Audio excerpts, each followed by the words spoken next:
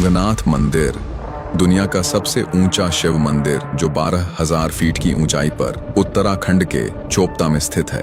कथा है कि महाभारत के युद्ध के बाद पांडव अपने पापों का प्रायश्चित करने भगवान शिव को ढूंढ रहे थे, लेकिन शिव उनसे नाराज होकर बैल का रूप लेकर हिमालय की ओर चले गए। कहा जाता है इसी जगह भगवान शिव का पावन हाथ धरती पर प्रकट हुआ था, इसीलिए इसे पंच केदार में पहला स्थान माना जाता है। हजारों सालों से बर्फ और आंधियों के बीच खड़ा यह मंदिर आज भी उसी ऊर्जा से भरा है। कहा जाता है जो भी सच्चे मन से यहाँ हर हर महादेव कहता है, उसकी आवाज खुद पर्वतों में गूंज उठती है।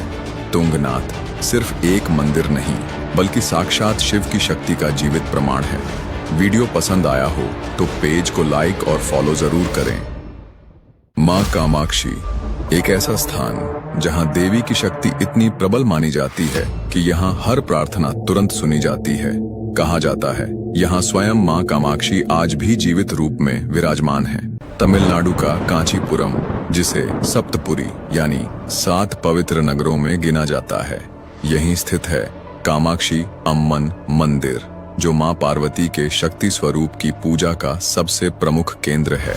पौराणिक कथा कहती है कि देवी पार्वती ने यहीं कठोर तपस्या की थी और तभी भगवान शिव ने उन्हें विवाह का वरदान दिया। यही कारण है कि यह मंदिर आज भी स्त्रियों की इच्छाओं की पूर्ति के लिए विशेष स्थान रखता है। मंदिर में एक खास बात है, यहाँ देवी के सामने दीपक कभी बुझता नहीं। हजारों सालों से यह अखंड ज्योति जल रही है। लोग मानते हैं जो यहाँ सच्चे मन से कामना करता है, देवी उसकी झोली कभी खाली नहीं लौटाती। क्या यह सिर्फ आस्था है या सच में यहाँ कोई दिव्य शक्ति आज भी विद्यमान है?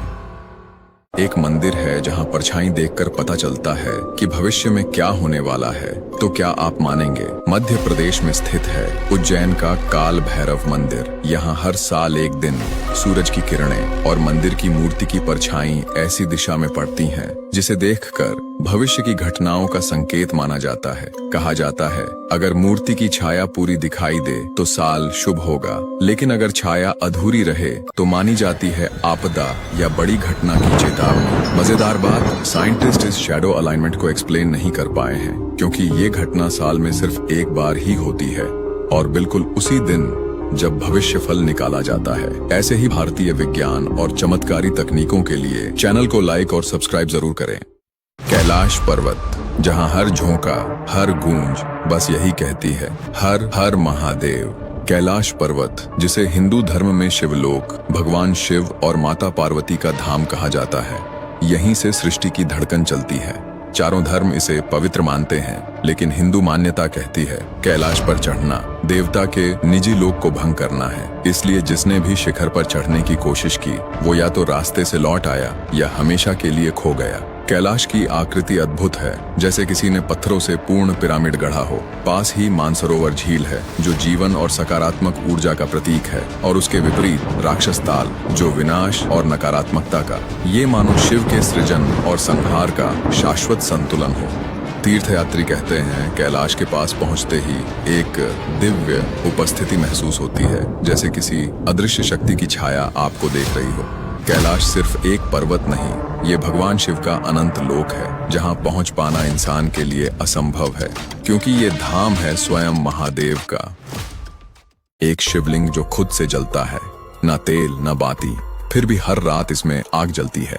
क्या ये भगवान का चमत्कार है? मध्य प्रदेश के सतना जिले में है एक रहस्यमयी जगह ज्वाला महादेव मंदिर। यहाँ स्थित शिवलिंग पर हर रात अचानक अग्नि प्रकट होती है, बिना किसी इंसानी प्रयास के। स्थानीय लोगों का कहना है जब मंदिर के द्वार बंद कर दिए जाते हैं तो भीतर से आती है तेज रोशनी और धुएं की खुशबू, और सुबह देखने पर शिवलिंग के चारों ओर जलने के निशान होते हैं। कई बार वैज्ञानिकों ने कैमरे लगाए, लेकिन आग कैसे जलती है ये अब तक कोई नहीं समझ पाया।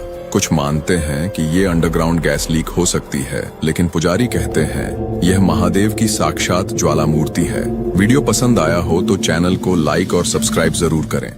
महाभारत युद्ध के बाद द्वारका में जब पांडवों ने श्री कृष्ण का अंतिम संस्कार किया और सारा शरीर अग्नि में विलीन हो गया, लेकिन उनका हृदय नहीं जला, बल्कि एक दिव्य ऊर्जा से स्पंदित होने लगा।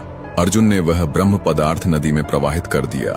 लंबे समय तक बहने के बाद वह ओडिशा के समुद्र किनारे आ लगा, जहां स्थानीय शबर जनजाति के मुखिया विश्ववसु ने उसे पाया। उन्होंने पहचान लिया, यह कोई साधारण वस्तु नहीं बल्कि स्वयं श्री कृष्ण का दिव्य रूप है। उन्होंने इसे नील माधव के रूप में पूजा शुरू कर दी। इसी समय मालवा के राजा इंद्रद्युम्न, जो भगवान विष्णु के परम भक्त थे, एक स्वप्न में श्री हरि का आशीर्वाद पाते हैं। उन्हें आदेश मिलता है, मेरे इस दिव्य स्वरूप को ढूंढो और एक भव्य मंदिर बनाओ। राजा ने अपने ब्राह्मण पुजारी विद्यापति को नीलांचल पर्वत भेजा। विद्यापति को पता चला कि विश्ववसु ने नील माधव को एक गुफा में छुपाकर पूजा कर रहे हैं।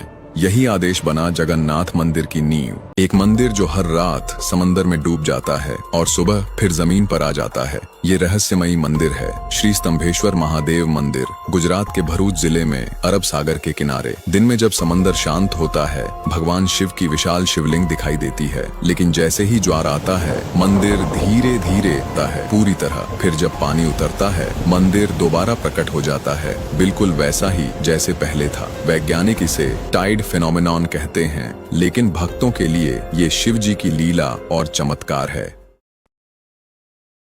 हर हर महादेव, जय श्री राम, जय सनातन धर्म।